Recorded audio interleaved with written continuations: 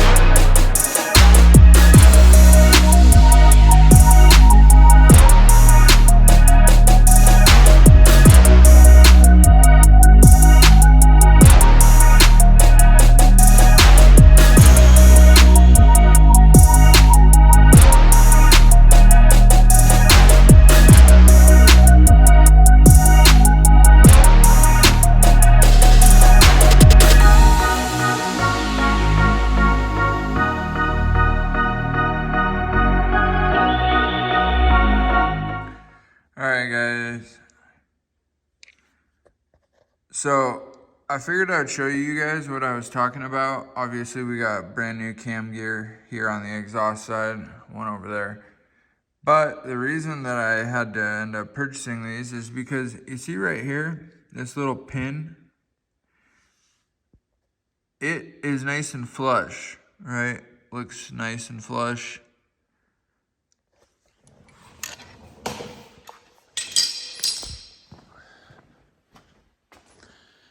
Look at this guy. This is my other one. You see the pin? See how it's all like cockeyed? Well, right now there's tension on it, so it's not gonna fall out or anything. But I can promise you that is either cracked or already broken. And for that reason, I'm not even going to mess around with trying to put that thing on there. This one, for instance, is the other one. And you can see it doesn't have a pin at all. That is the exact reason why I don't trust reusing those. And it's not to say anything bad about the tools or anything like that. You gotta think, okay, torquing them for the first time, like installation torque, probably is a lot smoother and easier to apply than, let's say, after it's been run super hard, whatever, you know, there's been a lot of tension, things have stretched, maybe moved, who knows what.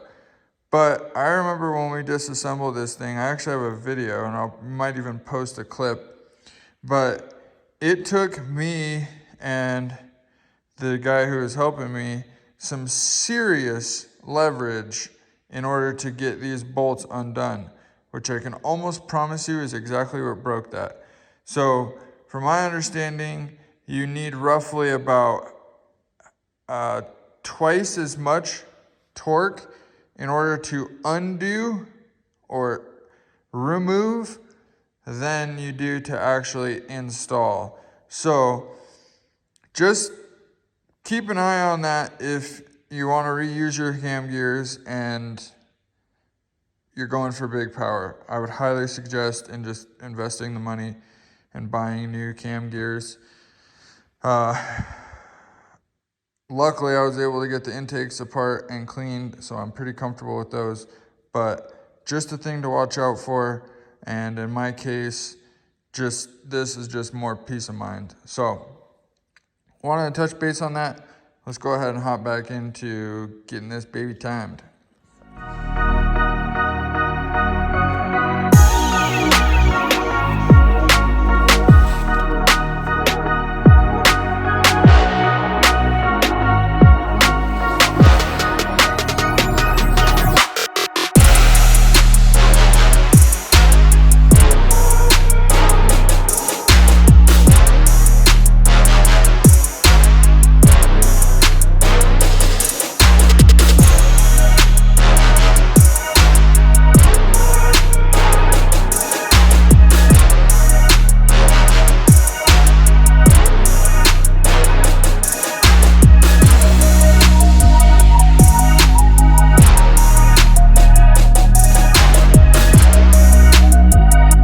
That's right, guys. We got some straight up goodness once again from the best. Integrity Auto Group IAG coming in clutch with their brand new racing timing belt kit. And damn, am I freaking pumped on this. This is all OEM parts like tensioner, pulleys, stuff like that. But their timing belt is the creme de la creme, icing on the cake. Next to, well, actually, the last time on my last motor, I used the STI Spec C Kevlar JDM timing belt that is used on the Spec C that revs to 9,000 from the factory. It's actually a pink belt. It has like a little pink thing on it. It says Subaru Technica International. Love that belt. That belt was phenomenal. Could probably handle everything we were going to throw at it. But availability on that lately has been a little bit tough. So I really appreciate IAG for really stepping up to the plate and trying to fill the gap where the market is short. They're just manufacturing it themselves, which I freaking love. Super awesome. Pretty sure they've tested this on a lot of cars already, especially big power ones even too. But as you can see, there's the part number. It's the IAG red racing belt, and it comes with a timing guide, idlers, pretty much everything you need. So go ahead and bust into this bad guy, and there you go. This is an OEM tensioner. This is not the upgraded one. I've never had any issues. I know if I was probably doing like endurance where I would see tons of load and tons of RPM for long periods of time, I likely would probably use the upgraded tensioner style, which, believe it or not, is basically just a bracket that utilizes like a late 90s style tensioner, which is kind of like a cylinder and a pin, versus this where this is the cylinder inside and it uses this little pin right here. I do have one I could probably show you. Let's see if your boy got one still. I'm pretty sure I do. There it is. So it's basically their upgraded one is basically using this kind of style one, which I'm pretty sure is a whole lot more beefy, but super basic. Once again, probably nothing crazy, but this is an old school one, so don't think we'll have any issues. I'm pretty confident we'll be all right. Again, you know, this is purely a race car at this point, so if we have a failure, we have a failure. Guess we'll upgrade next time. But let's go ahead and grab all these out, get all our hardware out, and start putting these on the block.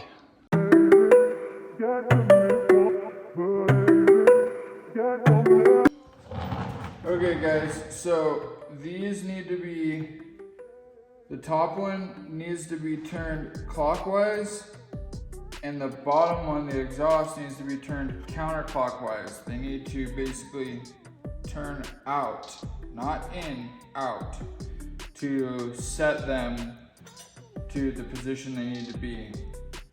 So what we're gonna do is we're gonna turn them until our timing marks line up.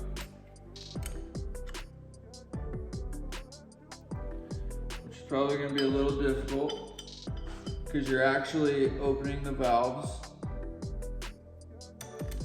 And then we'll go ahead and tighten this guy down.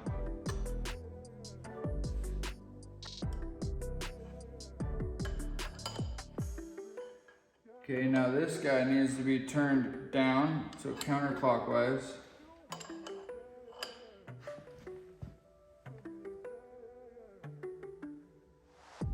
Which that one will be really easy to turn and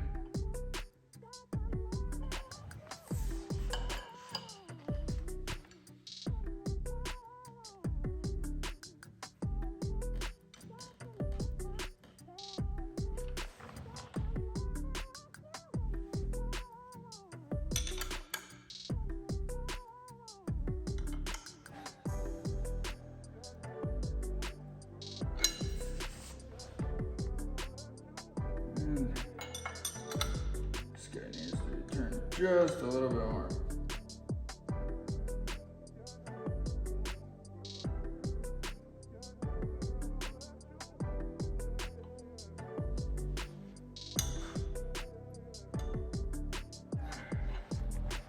Okay, we have our timing mark lined up here. We have our timing marks lined up in the center, and then we have the other one marked up here. So now we can pretty much line up those guys as we drape the belt on. And with the IAG belt, you're gonna start basically with its arrows to the right, and then using this dotted one as the one that goes around the crank pulley.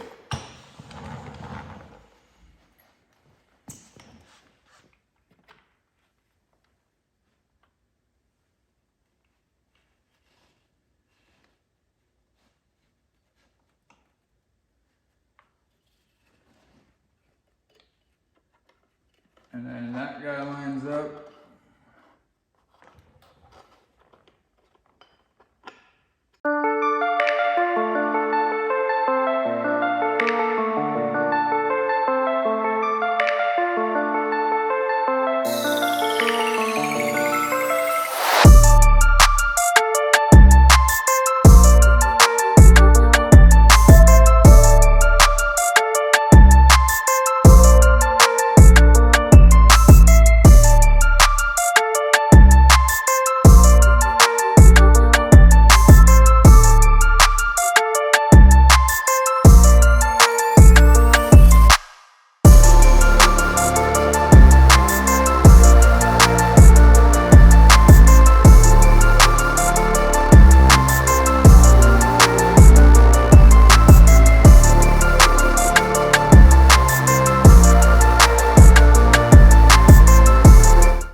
Just like that, we can go ahead and start tightening all those guys down.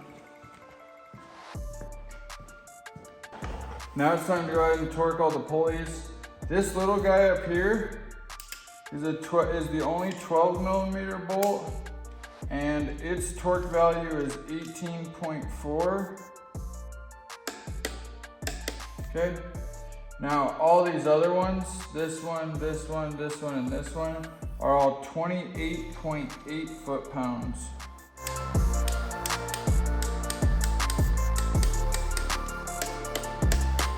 So, as you can see here, we've got all the pulleys and everything on now. Like I said, this dotted line is where we start. This belt has arrows, which the motor will run this way when it's running. So that's what that's supposed to indicate. Drape it underneath the tensioner, underneath the smaller pulley, the smallest pulley, over the cam gear, line with a line. Come down the side here. We have a line here, line on the belt, and line on the indicator mark. Then around the water pump, under the pulley with teeth. I always put this one on last because all you gotta do is just push up on the belt, stick the bolt in, and it's much easier to get the belt draped over these two. But we'll come over to this side, which there's no marks on the bottom, but there is a mark right here. We got mark here, mark on the belt, and then mark on the actual cover. Come around the top, mark on the gear, mark on the belt, mark on the cover. Other than that, that's pretty much that, guys. Everything else looks to be pretty flush. If it's not, it should center itself back on because these cam gears will kind of help self-align it a little bit. If you can, I mean, you can push it back, but probably not a big deal. Like I said, it will sit exactly where it needs to sit, which on some of these, it's like right on the end. Others, it's kind of sunk back in. You can even see it on this like cam gear, for instance. See, this one's flush. This one sticks out, flush, flush, flush. in a little bit, in a little bit, flush, flush. So at this point, we're basically ready to go ahead and take off the staging tool. I don't know what you would call that. Basically a cam gear locking tool, essentially. We can take that off and essentially we'd be ready to pull the pin. But are we ready to pull the pin? I don't know if we're ready to pull the pin. I'm kind of nervous to pull the pin. Guys, what's left? What is left? It's pretty much time. Like we're ready to pull the pin. What's left? What is left? Okay, I know exactly what's left. The last thing is going to be our actual guide itself. We can also work on these guides here and there, get them in spec as well as this, which I think we'll do next. And then from there, we're basically ready to pull the pin and stick some covers on it and stick it in the car. Like, holy crap, we're at the end of the road. Like, Baby Blue is about to have the freaking kangaroo of motors. I don't know. Jack? I don't know. But guys, we're pretty much there. Like, holy crap, this is almost a surreal moment. I've waited so long for this, and in a lot of ways, I never thought this would happen. So let's go ahead and do this real quick. Pull the pin, call it a day. What do you say? All right, let's go. Beautiful billet piece here from IAG. This is just gonna go like this. They've got the hardware, supplied us with some Allen and some washers. Let's go ahead and get that out.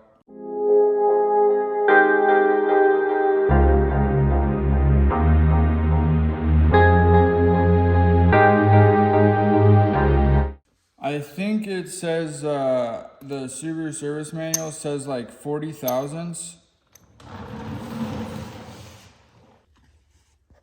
There we go.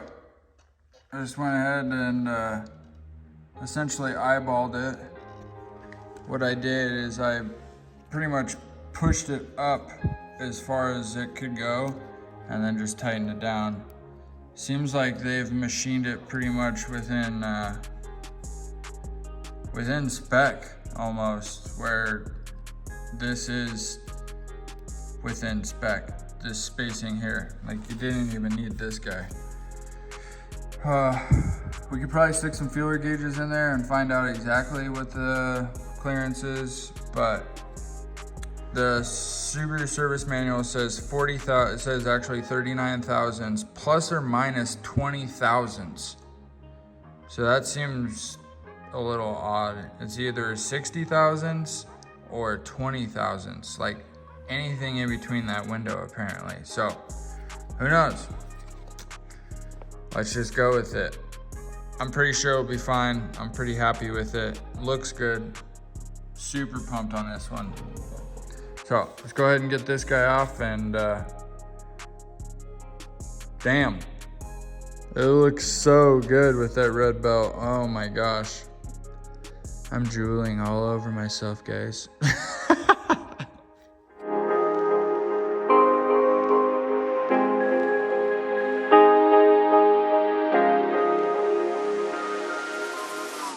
Now what we can do, guys, is take this thing and use it for this, or use it for these guides here.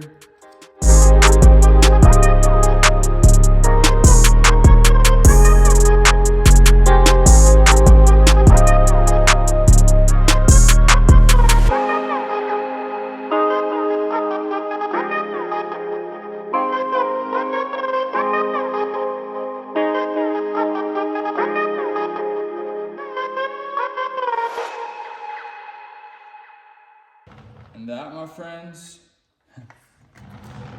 is a wrap. Let's go ahead and get our O-rings in here. We've already got the ones on the bottom, and get our plates and our hardware put on. And then we can go ahead and pull the pin, slap our timing covers on, call it a day. At this point, we're almost ready to stick it in the car. All we got left to do is put some O-rings on the upper ABCS ones. The lower ones apparently came with them. However, I did order brand new ones for all four. So we'll go ahead and stick those on. We'll stick the covers on, put the hardware on, tighten them down. And at that point, we're pretty much ready to pull the pin for the tensioner, put some timing covers on. And at that point, it's ready to go in the freaking car, man. Holy shit. Finally.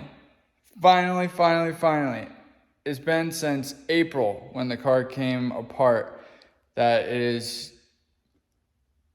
that close. Like, guys, oh my gosh, I am so freaking jazzed right now. So freaking happy. So let's hurry up and just do that. I'll shut up and let's finish this out. What do you say? Yeah. So like I said, here's the covers.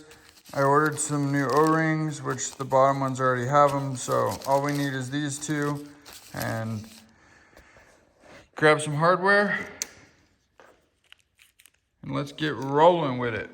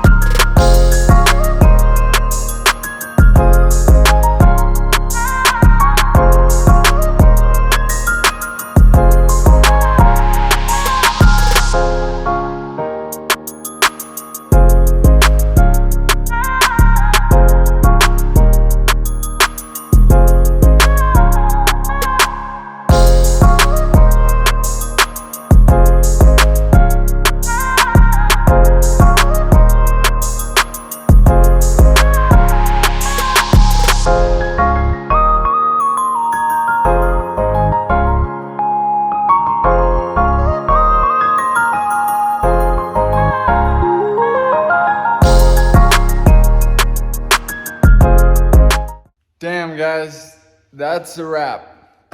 Finally, we have it timed. Like, there is nothing left to do on this motor other than to pull that pin for the tensioner, stick the timing covers on it, stick a clutch and a flywheel on it, and shove it in the car, put some bell housing bolts on it, and let her rip. So, I figure we're gonna go ahead and end it out there because the whole step and process of what's coming next is gonna be a doozy. So, I hope you stay tuned. I hope you enjoyed this one. I hope you enjoyed this whole series. If you have, drop a like, drop a comment down below. Tell me what you like or don't like about these videos, or how excited or not excited you are about all the progress we've made or what's to come, or do you think my goal is achievable, or am I smoking crack, or, what's up? What's up? Leave a comment down below. Tell me what's up. And yeah, other than that, share this with a couple of your friends. I've been trying to get as much traction and exposure as I can I got some wonderful sponsors that are all making this happen. Big shout out to them. Big shout out to IAG for the killer products. And other than that, guess we'll catch you guys in the next one. So until then, later.